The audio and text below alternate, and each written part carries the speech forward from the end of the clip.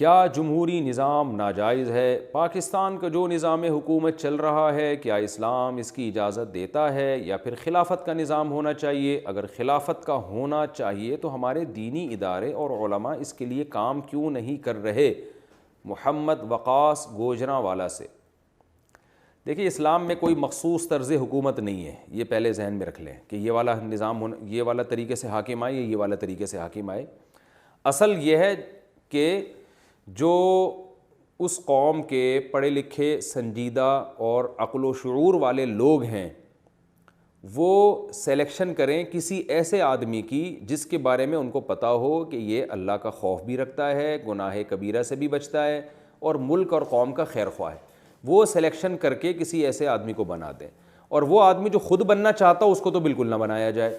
تو ہمیں قرآن و سنت سے اتنا پتہ چلتا ہے کہ اصل طریقہ یہ ہے، لیکن یہ اصل طریقہ دنیا میں کہیں ہے نہیں، یعنی ہوتا تو بہت اچھا تھا۔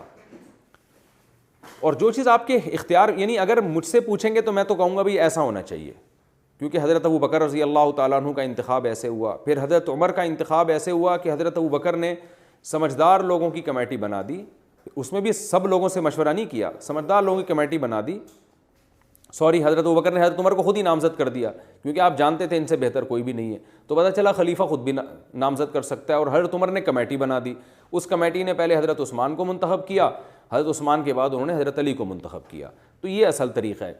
لیکن دوسری طرف ہمیں حدیث میں یہ بھی ملتا ہے کہ اگر اس اصل طریقے پر عمل نہیں ہو رہا تو آپ صلی اللہ علیہ وسلم نے فرمایا، بخاری اور مسلم کی متفق علیہ حدیث ہے، اسمعوا واطیعوا ولو سلط علیکم رجل حبشی کأن رأسہ زبیبہ، یعنی سب سے بہتر طریقہ بھی اسلام نے ہمیں بتا دیا اور سب سے بدتر طریقہ بھی بتا دیا، اور دونوں کا حکم کیا ہے وہ بھی ہمیں بتا دیا۔ بہت اہم بات ہے، اس کو غور سے سنیں۔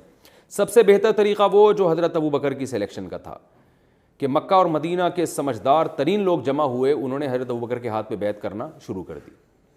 یہ بھی جائز ہے۔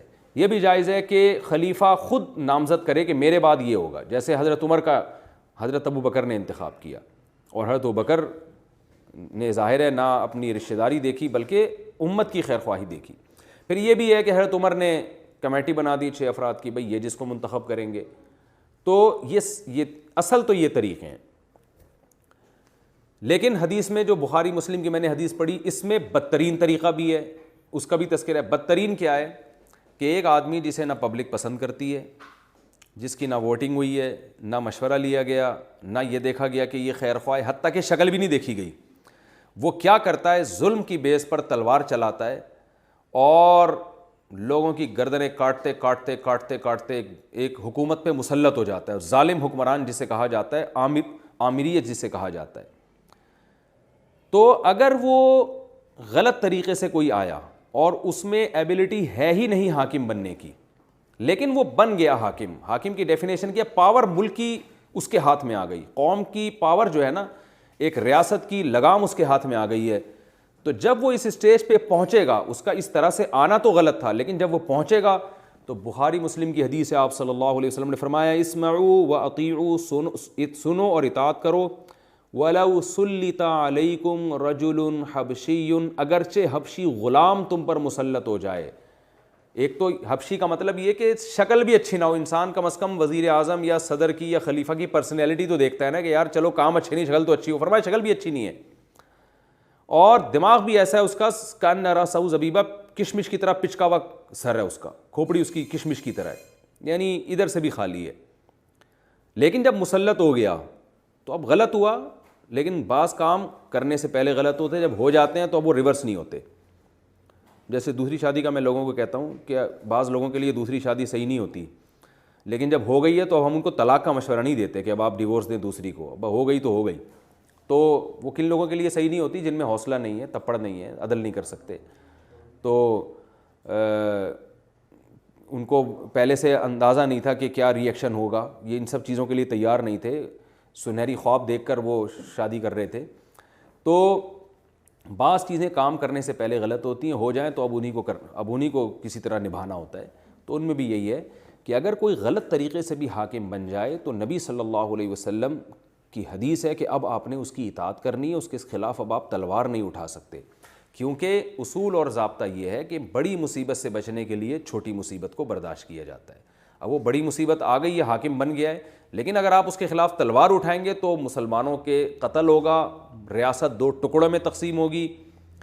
وجہ کیا ہے کہ ظاہر ہے اس کے پاس پاور تھی تبھی تو آ گیا نا وہ, تو آپ کیسے لڑ سکتے ہیں اس کے خلاف؟ جو پاور کے ذریعے آ گیا ہو تو اس کا مطلب پاور اس کے پاس ہے, اور اللہ نے دنیا کو اسباب سے جوڑا ہے, تو آپ اس کے خلاف لڑیں گے تو وہ مار دے گا آپ کو. جیسے حجاج بن یوسف کے خلاف بغاوت ہوئی, کتنا ظالم بادشاہ تھا, لیکن بغاوت ناکام ہوئی اور اتنے بڑے بڑے علماء صلحاء قتل ہوئے. بنو امیہ کے خلاف بغاوت ہوئی, بغاوت کرنے والے بڑے نیک لوگ تھے, بنو عباس تھے, حضرت عباس کی آل اولاد تھی, مگر اس بغاوت کا نقصان کیا ہوا کہ خلافت 2 ٹکڑوں میں بڑھ گئی. تو اب ہم یہ کہتے ہیں کہ جمہوریت کا جو موجودہ طریقہ ملک میں چل رہا ہے یہ بالکل غیر شرعی ہے, اس میں تو دو رائے نہیں ہو سکتی, کیونکہ ایک جاہل کے ووٹ کی بھی وہی ویلیو ہے جو ایک پڑھے لکھے کے ووٹ کی ویلیو ہے. اگر اس کو اسلامی لانا ہے تو آپ نے پڑھے لکھے کی ویلیو کو, ووٹ کی ویلیو کو بڑھانا ہے. آپ نے آئین تو ہمارا بنا ہوا ہے پہلے سے, اسلامی حکومت میں حاکم کو آئین تو قرآن و سنت ہے, اس کا پابند ہے, وہ آئین چینج کرنے کی کسی کو اجازت نہیں ہے. جو آئین کی بیسک شق ہوتی ہیں کہ کیونکہ ملک میں قرآن و سنت کے علاوہ اسلام نہیں مانتا, تو اس پر تو کوئی کمپرومائز نہیں ہو سکتا. باقی حکمران آئے گا کیسے؟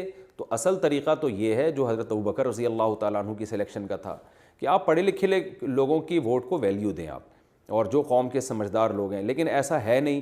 تو جب نہیں ہے ایسا اور ہم اس نظام کو چینج بھی نہیں کر سکتے, تو جیسا ہے اسی میں جتنی خیر لا سکتے ہیں آپ لے آئیں. آپ اگر بیوروکریسی میں بڑی تعداد میں لوگ پہنچ جاتے ہیں اور اسمبلیوں میں بڑی تعداد میں پہنچ کر اس جمہوریت کے اس موجودہ سیٹ اپ کو اگر چینج کر لیں اور کہیں کہ بھئی جو پڑھے لکھے لوگ ہیں ان کے ووٹ کی اتنی ویلیو ہے, جو ان پڑھ ہیں ان کی ووٹ کی اتنی ویلیو ہے, پڑھے لکھے لوگوں کی ویلیو زیادہ ہوگی اور جو بیچارے بالکل فارغ ہیں ہر طرف سے ان کی ویلیو ووٹ کی کم ہوگی, تو یہ بڑا اچھا نظام ہو جائے گا. کیونکہ پڑھے لکھے لوگوں کو پھر بھی کچھ تھوڑا بہت آئیڈیا ہوتا ہے, دینداروں کی ویلیو اس کے ووٹ کو زیادہ ویلیو دی جائے.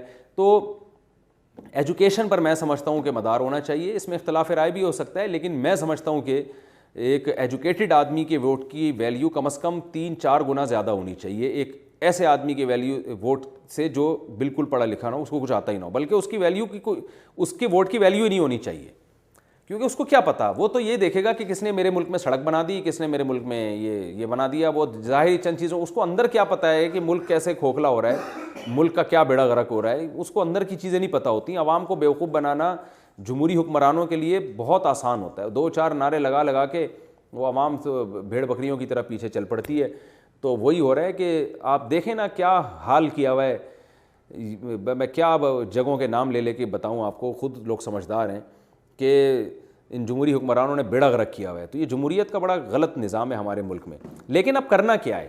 بات یہ ہے کہ ہم یا تو اب اس سیٹ اپ کو آپ چینج کر دیں, وہ چینج کر نہیں سکتے, تو اب اسی میں آپ جتنا شر کو کم کر سکتے ہیں کریں. وہ کیسے ہوگا کہ ووٹ اگر آپ نہیں دیں گے تو آپ جس کو بہتر سمجھتے ہیں اگر آپ اس کو ووٹ نہیں دیں گے تو وہ جو کرپٹ آدمی ہے اس کا ووٹ بڑھ جائے گا اور وہ آ جائے گا. پھر یہ میں اس لیے کہہ رہا ہوں کہ بعض لوگ جمہوریت کفر اور جمہوریت غیر اسلامی کہہ کے الیکشن کا بائیکاٹ کر لیتے ہیں اور وہ بے دین قوتوں کو فائدہ پہنچا دیتے ہیں.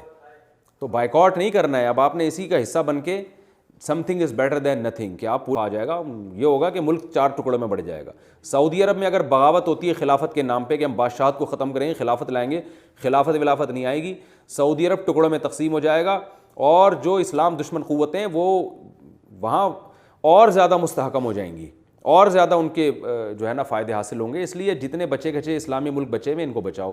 یہ بالکل ایسے ہی ہے جیسے آج لوگ امت کو جو ہے نا 4 فقہ سے ہٹاتے ہیں کہ چاروں فقہ امت میں بن چکے ہیں, حنفی, مالکی, شافعی, حنبلی, ہم قرآن و سنت پہ لا کر سب کو ایک کریں گے. تو ایک نہیں کرتے, ایک 5واں فرقہ بنا لیتے ہیں اور پھر 5ویں کے پھر 8-10 اس کے اندر سے فرقیاں نکلتی ہیں بہت ساری.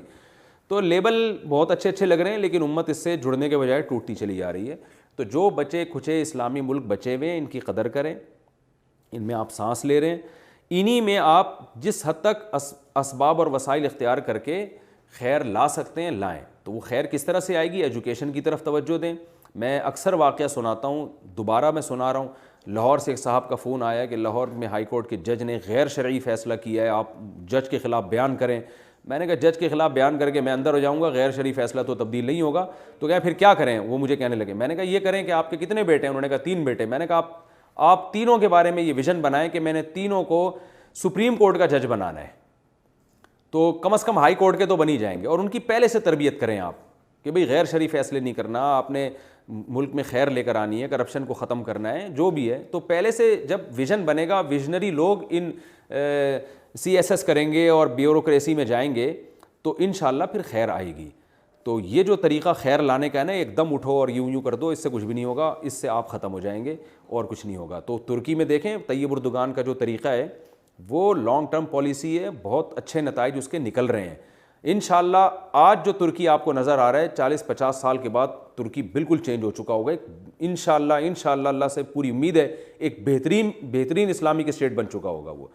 تو وہ جس ٹریک پر چل رہے ہیں نا, ابھی تو آپ کو ترکی میں بے حیائی نظر آ رہی ہے, لبرلزم نظر آ رہا ہے, لیکن بہت چینج ہو چکا ہے ترکی. آپ کل کا ترکی میں اور آج میں بڑا فرق ہے, اور انشاءاللہ فیوچر میں اور, کیونکہ انہوں نے اسکول پہ محنت کی, اسکولنگ سسٹم کو اچھا کیا, مسجدوں کے باہر انہوں نے ہوٹل بنائے, لڑکے ہوٹلوں میں آتے تھے, چائے پیتے تھے, اس بہانے وہ تھوڑا سا ان کا مسجد کا بھی لنک ہوا, مسجد سے, امام سے, مسجد کے ائمہ کرام سے ان کا اٹھنا بیٹھنا ہوا. میں تو ترکی گیا ہوں, ایسی زبردست پالیسی ان لوگوں نے اختیار کی ہے نا کہ آپ کی سوچ ہوگی, بہت بصیرت کے ساتھ. کوئی بغاوت والا ڈنڈے والا راستہ انہوں نے اختیار نہیں کیا.